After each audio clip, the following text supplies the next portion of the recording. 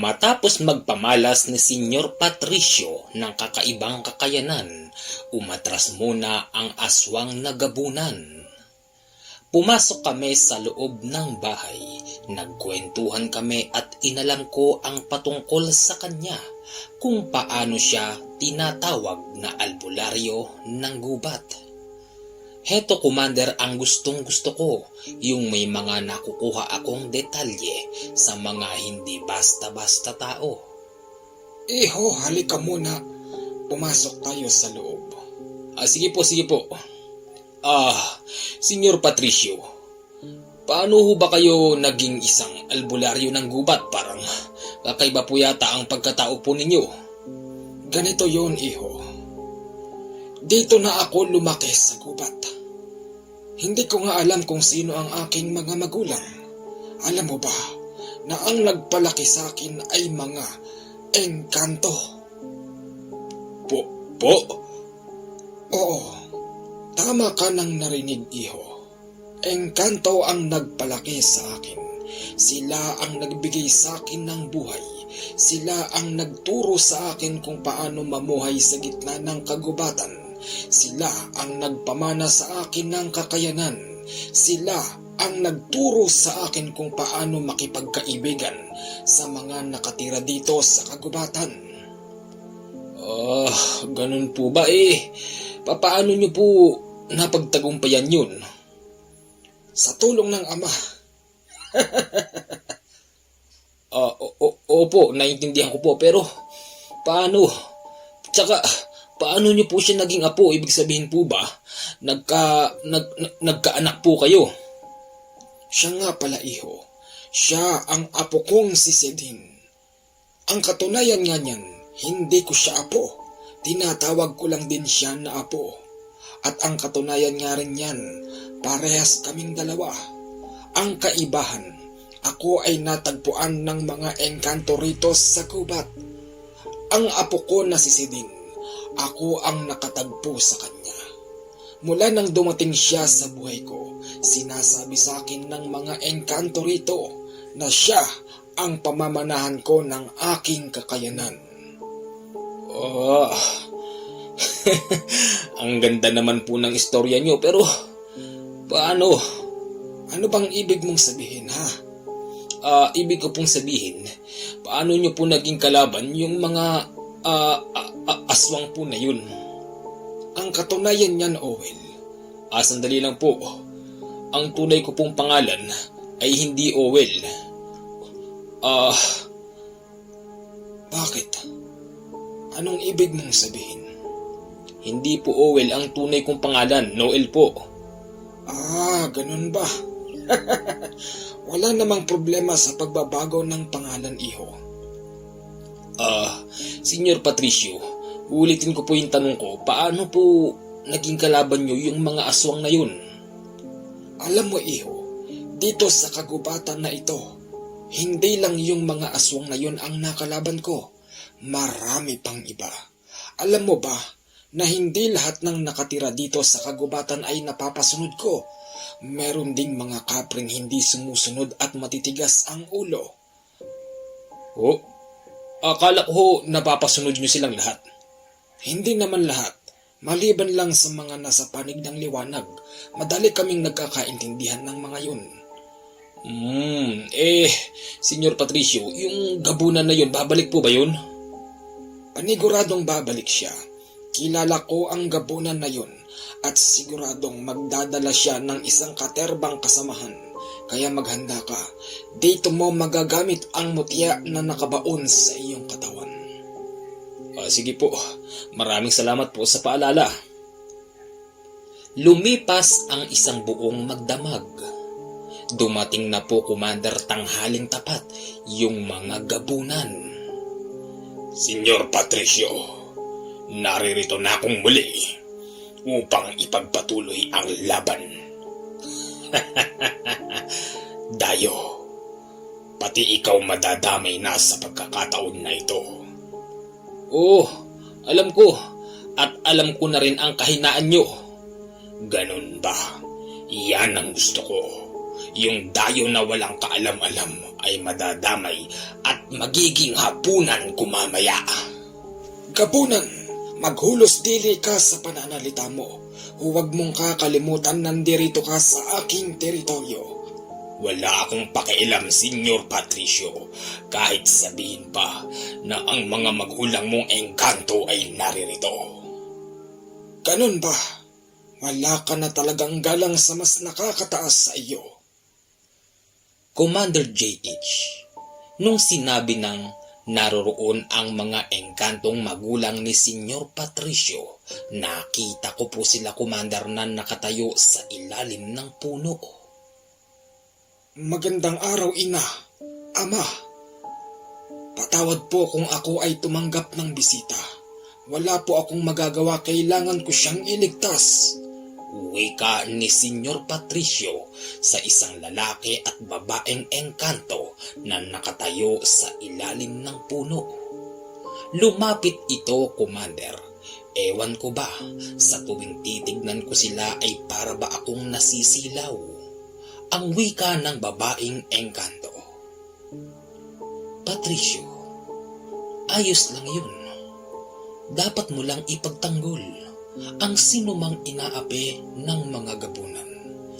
Gabunan, wala ka ng galang.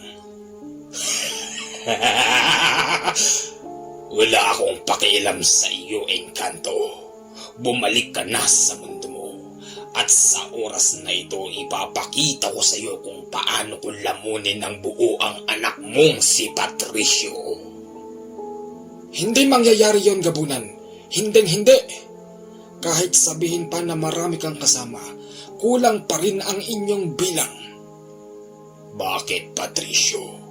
Akala mo ba ganito lang kami? Isinama ko na rin ang aming Panginoon.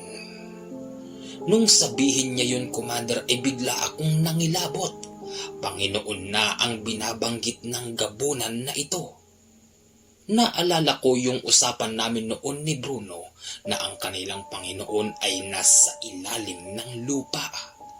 Maniwala ka o hindi, Commander, yung gubat na aming kinatatayuan ay bigla na lamang pong nagliyab. Sabay rito yung paglabas ng napakalaking halimaw na nagliliyab din ang katawan.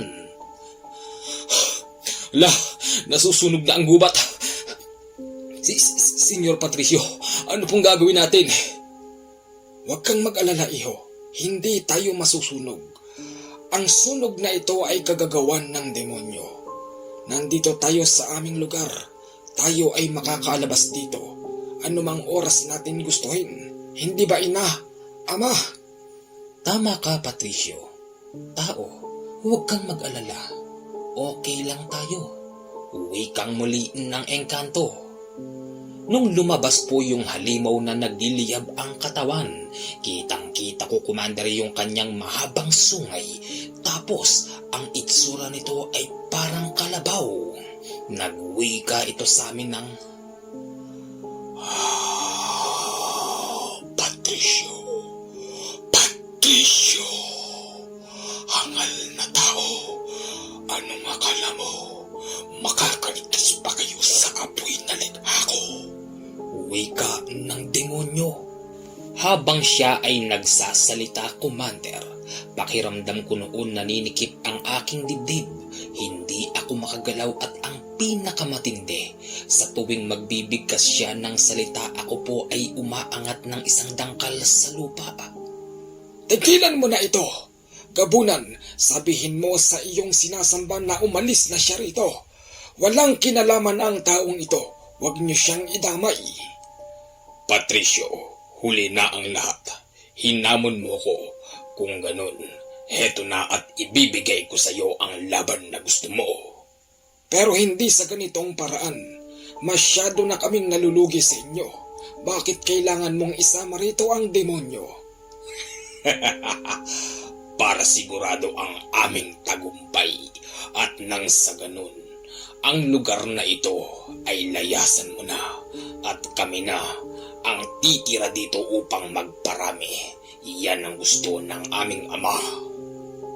Ama, ina, anong gagawin natin?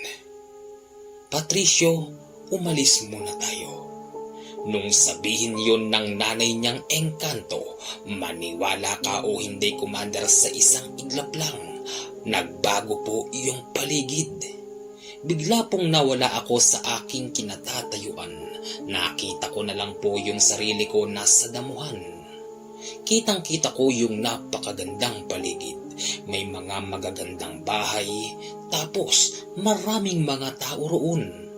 Nung unang tingin ko sa kanila, para ba silang mga tunay na tao dahil ang puputi nila, Commander, kaya lang ang tatangkad. Senyor Patricio, Sidin, anong lugar ba ito? Huwag kang mag-alala. Nandito tayo sa bahay ng ina ni Lolo. Ha? Bahay? Mukha ba itong bahay eh? Ang gaganda ng mga nakatira dito at saka... anong tawag dito? Huwag kang mag-alala, Noel. Nandito ka sa ligtas na lugar. Hindi tayo masusundan dito ng demonyo. Paano po akong babalik? O paano po ako babalik sa pamilya ko? Huwag kang mag-alala. Pangsamantala lamang ito. Kagaya ng sinabi ko, yang mutya mo ay mapapakinabangan mo. Hindi ba? Ano pong gagawin po natin? Commander JH, ang nangyari po, ako po ay kanilang sinanay sa labanan. Sa aking pagkakatanda, 1 oras lang po ako humahawak ng espada. Sinasabi po sa akin noon ni Senyor Patricio na kailangan kong lumaban dahil sa akin daw po nagsimula ang labanan. Hindi ko raw po dapat ito iwanan dahil ako ay tinutulungan lang ni Senyor Patricio. Yung mga tao doon, tila ba wala silang pakialam sa amin, Commander. Kahit ano po ang gawin namin, nakikita nila kami pero hindi sila nagsasalita. Dinadaanan lang nila kami ng parang wala. Halika na, bumalik na tayo. Baka sakaling wala na roon ang demonyo. Yung gabunan lang at yung ibang mga aswang ang problema natin. Pero yung demonyo, hindi tayo uubra roon. Senyor Patricio, wala ho ba tayong magagawang remedyo para labanan yun? Meron. Bakit hindi po natin gawin? Ang tanging magagawa natin ay tumawag sa itaas. Siya lang ang tanging makakatulong sa atin, iho. Yun naman po pala eh. Teka, hindi po ba yung mga magulang nyo kayang lumaban sa ganun? Hindi nila kaya. Hindi sila lalaban sa ganyan pag alam nilang dehado na. Huwag kang mag-alala, Noel. Tatapusin natin ang laban na ito. At pag natapos na ito, magugulat ka na lang naroroon ka na sa harapan ng bahay mo. Ganun kadali? Oo, totoo yan, Noel. Pasensya ka na kung yung mga kagaya mong inosenteng tao ay narating ang mga ganito. Mahirap paniwalaan, pero magigising ka na lang sa katotohanan na humaharap ka sa malaking problema. Pagkatapos nito, Noel, ang gusto kong mangyari, araw-araw kang magsimba. Araw-araw kang magdarasal sa Panginoon upang makalimutan mo ang pangyayaring ito. Baka naman kasi bangungutin ka araw-araw sa tuwing maaalala mo ito. Opo, Senyor Patricio. Habang kami po ay nag-uusap, lumapit po sa amin ang nanay ni Senyor Patricio na engkanto. Patricio, magandang balita. Ano po yun, ina? Tinawag ko sa hangin ang isang malakas na tao. Tutulungan niya tayo sa laban. Sino po yun? Makikilala mo siya pagbalik niyo mamaya sa lupa. Sige po, ina. Nakita ko na lang muli ang aking sarili, Commander, na naroon na kami sa harapan ng bahay ni Senyor Patricio kasama si Sidin. Nasaan na kaya yung sinasabi ni ina na tutulong sa atin? Malaking problema ito. Parang wala naman din po yata yung mga gabunan. Tara, pumasok muna tayo sa loob. Pagpasok namin sa loob, Commander, ay nagulat kami. Tumambad sa amin yung matandang lalaki na nakapadikwatro. Ang sabi nito sa amin, Commander, "Bakit ngayon lang kayo? Kanina pa ako dito. Ginoo, magandang araw sa'yo. Magandang araw, Patricio. Tinawag ako sa hangin ng iyong ina upang tulungan kayo sa laban. Ako si... Kilala na kita, Patricio. Huwag kang mag-alala. Ang iyong ina ay aking kaibigan noon pa man. Tutulungan ko kayo sa laban. Ang tanging lalabanan ko lang ay ang demonyo. Kayang-kaya ko siyang ikulong at ibabalik ko siya kung saan man siya nanggaling. Po, ganun kadali? Oo, huwag kang mag-alala. Ako nga ho pala ikaw si Noel. Hindi ba? Inosenteng tao na napadpad sa ganitong klase ng sitwasyon. Pagkatapos ng lahat ng ito, Noel, magbalik loob ka sa Panginoon. Naiintindihan mo ko, Noel? Opo. Nariyan na sila. Nariyan na sila sa labas, Patricio. Salubungin niyo sila. Pag nariyan ang demonyo, saka ako lalabas. Commander JH, bibigyan ko lang po ng konting deskripsyon yung nakita kong itsura ng matandang yun. Matanda po siya pero malaki ang katawan. Matikas po ito.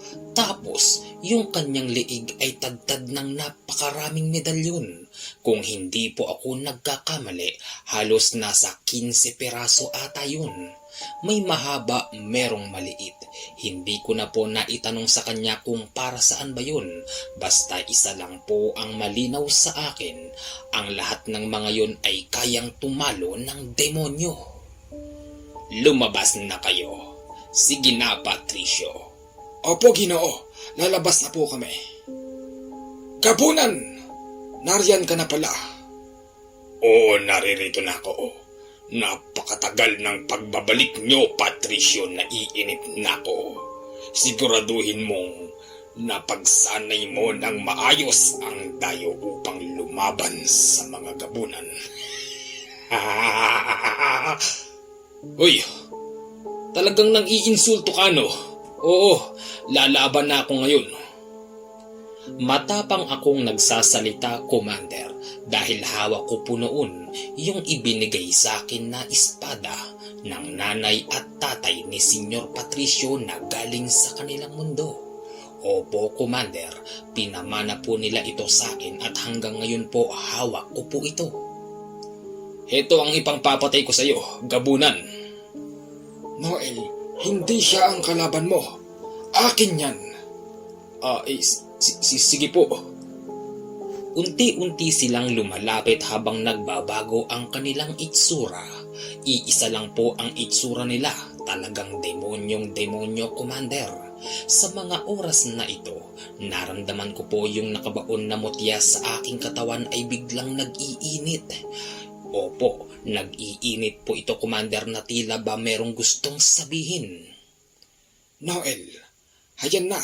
Gumagana na ang mutya na ibinigay sa iyo ng pulubing basurero. Ngayon mo ito magagamit. Walang kaabog-abog, Commander, bigla na lamang po ako sinugod ng mga aswang. Wala naman po ako nung nagawa dahil ang aking kanang kamay na merong hawak na espada ay nahawakan po nila. Pinagkakagat po nila ako saan mang parte ng aking katawan. Wala po akong nagawa noon pero ang pinagtataka ko, wala pong dumadaloy na dugo mula sa aking mga kagat. Hindi ko po nararamdaman kung ano ba yung nangyayari, basta ang alam ko kinakagat po nila ako pero talagang wala itong talab. Hanggang sa nabuisit na po sa akin yung isa, bigla po ako nitong nilipad sa itaas. Hala, napakataas naman ito, bitawan mo ko! Uwi ka ako sa gabunan na naglipad sa akin. Hindi kita ibababa! Dito ka lang sa akin! Uwi ka ng gabunan habang nagsasalita at lumilipad. Ewan ko ba, Commander, bigla siyang bumaba ng kaunti tapos binitawan ako. Nahulog po ako sa mga kahoy na putol-putol. Teka, ba't parang hindi man lang ako nasaktan? Nasaan na bang gawin yung labanan? Madali akong nagtatakbo, Commander, kung saan naririnig ko po yung mga ingay. Alam kong naroroon ang mga naglalaban. Inabutan ko po sila. Si Senyor Patricio ay iba na po ang itsura. Teka, si Senyor Patricio kaya yun? Pero hindi. Si Din. Si Din. Nasaan ang lolo mo? Si Lolo yun, oh! Ha? Ang nakikita ko po kasi, Commander, si Senyor Patricio, ang itsura niya po ay parang kahoy na matigas. Yung kanyang mga baraso ay itsurang kahoy, tapos yung kanyang mga paa ay itsurang kahoy. Yung kanyang mukha po ay hindi ko na makilala, tapos yung ibang mga gabunan doon ay nilalabanan ng mga kapre. Yung iba pong mga aswang, naging mga naglalakihang mga hayop at nilalabanan din po ito ng mga kaibigan ni Senyor Patricio na naroroon sa labanan. Si Sedin po, tanging nasa pintuan lang ito. Hindi siya lumalabas dahil ang kabilin-bilinan noon ni Senyor Patricio na anuman ang mangyayari, huwag kang lalabas, pantayan mo lang ang bahay natin dahil sa oras na may makapasok rito, tiyak na doon na sila magtatapos. Akala ko po wala na yung matandang puno ng anting-anting sa katawan. Nang lumabas po ito, natigil ang labanan. Nakatingin dito ang mga gabunan, tapos unti-unting umaatras. Ang sabi pa noon ng punong gabunan, Sino ka? Anong ginagawa mo rito? Huwag mo sabihing makikialam ka sa labanan na ito. wika ng gabunan.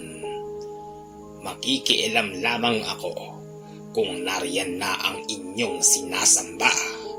Habang wala pa siya, dito lang ako nakatayo at pinapanood kung paano kayo maubos.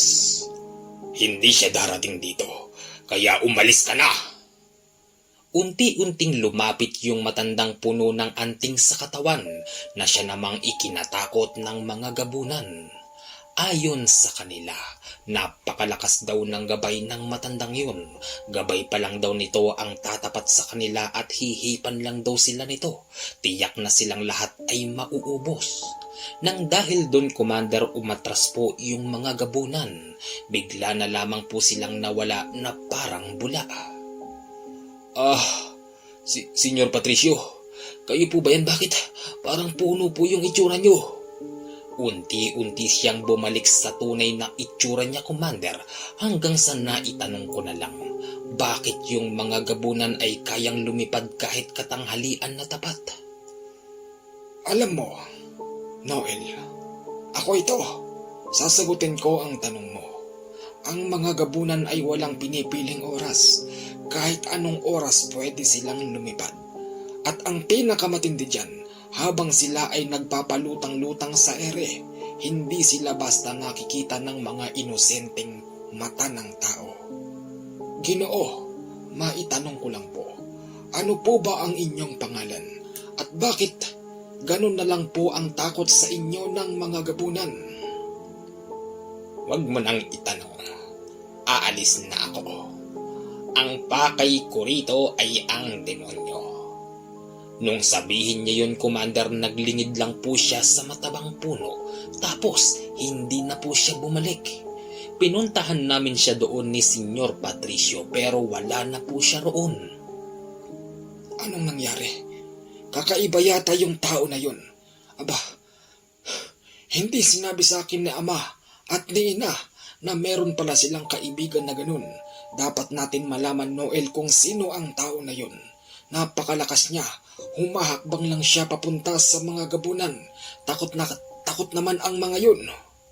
Oo nga po eh. Anong klaseng tao yun? Para sang Diyos, kinatatakutan siya ng mga gabunan. Kaya nga eh. Sedin, Apo! Lolo?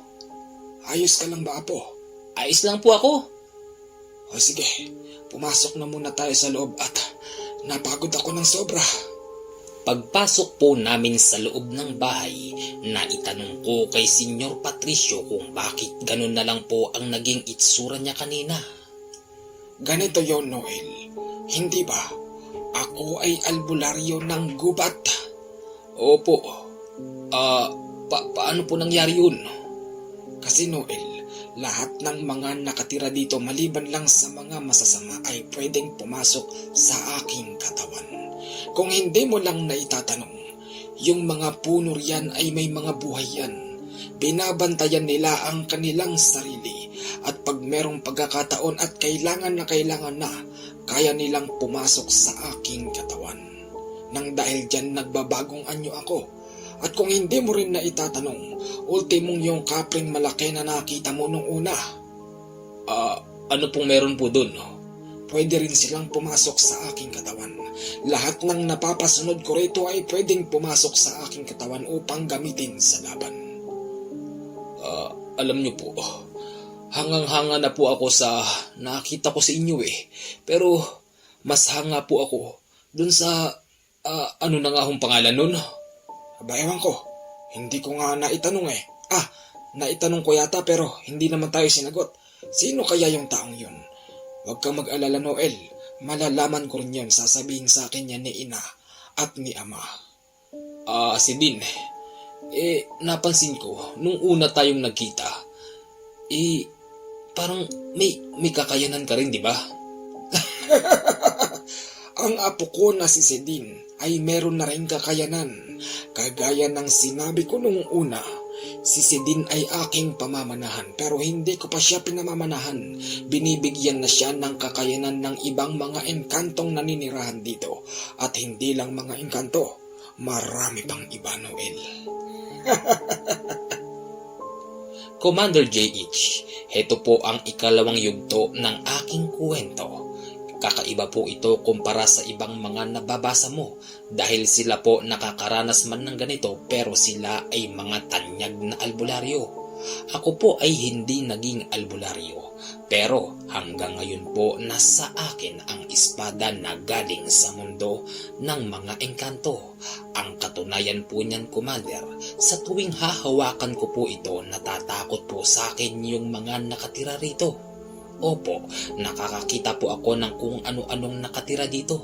Ewan ko ba, Commander JH, sa tuwing hahawakan ko ito yung nakikita kong nakatira dito ay unti-unting umaatras. Pasensya ko na po kung medyo humaba ng konti yung dulo, hanggang dito na lang po ang ikalawang kwento ko. Yung susunod po na kwento, yun po ang kahuli-hulihan. Dito nyo po malalaman kung sino ba ang nanalo, kung yung albularyo ba ng gubat na si Senyor Patricio o yung mga gabunan. Hanggang dito na lang po, Commander JH, at maraming salamat po sa pagbabahagi ng aking kwento na mahirap paniwalaan. Pero yun po ang totoo. Okay, narinig nyo naman. Last part na po yung isa. Oo nga no, napansin ko lang. Meron tayong mga ganitong istorya na galing sa ating mga sender na albularyo na talagang malakas, na talagang dinanas nila yung mga ganong laban. Pero ito po kakaiba no? Isipin nyo, hindi siya albularyo, nag-hiking lang siya, mahilig siyang tumuklas ng mga bagay na hindi basta-basta nakikita ng kung sino mang tao. Tapos nakadanas po siya ng ganito. Parang may something parang feeling ko merong mangyayari sa huling yugto. Ano kaya yon? O siya, abangan po natin yan. Sa mga nag-aabang po ng kwento ni Doc Alan, nandito na po yung kwento. Ina-narrate ko na lang. Tapos isusunod po natin i-upload yun. Tapos yung nag-aabang naman po ng part 7 yata ng Pamanang Damit ni Lolo, nandito na rin po. Last na po yun, medyo may kahabaan. Parang sa tansya ko nasa 40 minutes, parang ganun po. Yun po ang abangan nyo po pagkatapos ng kwento na ito, at maraming salamat po sa mga walang sawang sumusubaybay sa aking channel. O siya, shout out po tayo. Kauna-unahan, binabati ko po si Ate Norlene Pecache. Binabati ko po si sino ba ito? Si Mark Lace, RM Pugoy, Alan EA, Maya Lori, Rady Guzman, Julius Tade, Fernando Taong, at sino ba itong basher ko? Wag na to. Basher siya lampasan po natin. Sabi, pangit daw yung last ng kwento. Magagawa ko yung sinend sa akin ng tao kitotoo man o hindi, basta ako po binabasa ko lang yung mga istorya. O siya, hanggang doon na lang po muna, at pag nag-live po ako, babatiin ko po kayong lahat. Maraming salamat.